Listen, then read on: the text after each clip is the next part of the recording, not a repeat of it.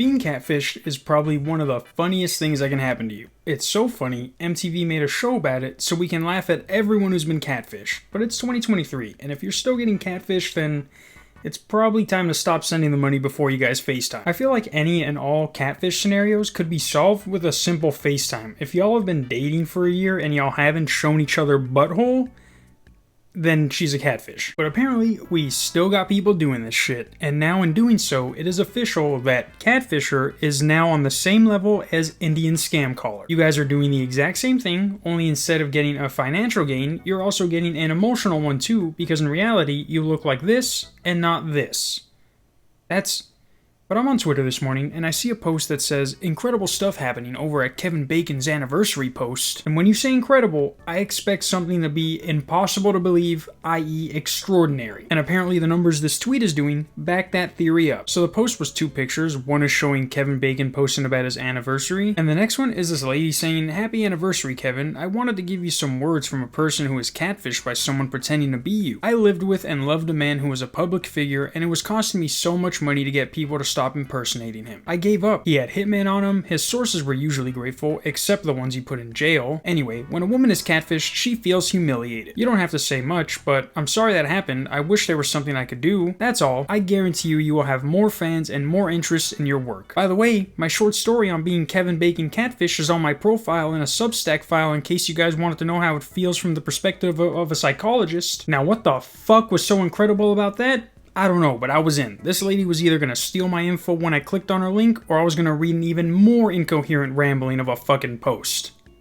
It was the second one. Before that though, I was trying to get more of an idea of what she was talking about from her tweets, but that just confused me even more. Her newest tweets are about Kevin Bacon, but in the most random way possible. Maybe Kevin Bacon's agent shouldn't have let him do that shower scene in Wild Things. I'm guessing men like to be admired for who they are and not just a part of who they are. And then before those three tweets, it's just nothing but Trump and political tweets and retweets. But I did find the link she was talking about, and thankfully, it didn't steal my information. Yet. The Kevin Bacon story she wrote is called Catfish 3, Catfish the Catfisher, 6 Degrees of Kevin Bacon. Now before I read this, remember that this meatball said it was incredible. He couldn't have been talking about the reply because that made little to no sense. So I'm hoping he read this and then made this well thought out tweet. Spoilers.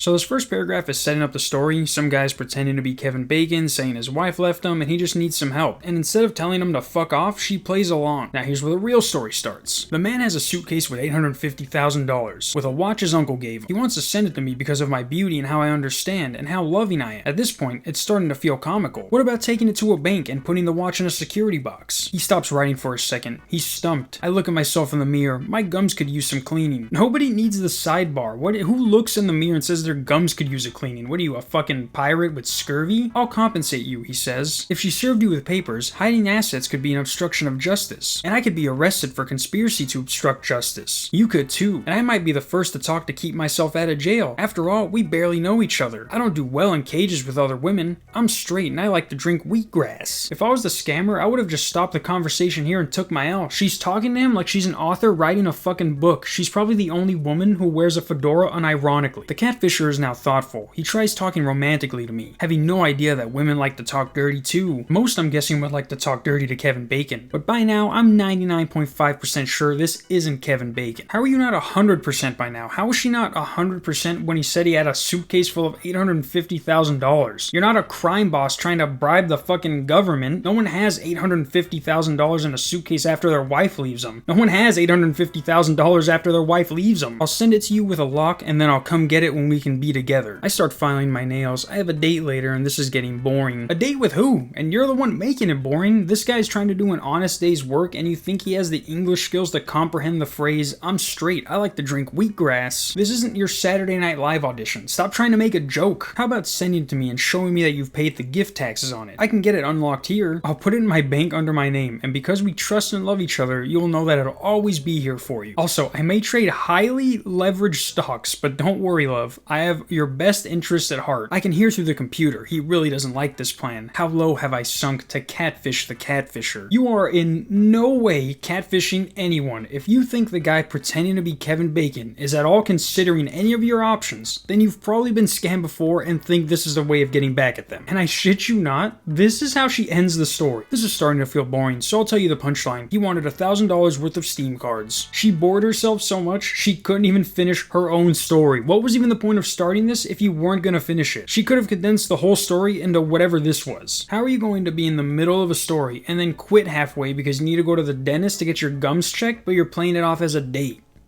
Brush your fucking teeth. There is no fucking way this guy read any of this and made this claim about it being incredible. But hey, coming from someone who makes tweets like this, I'm not surprised. See you guys soon. Peace.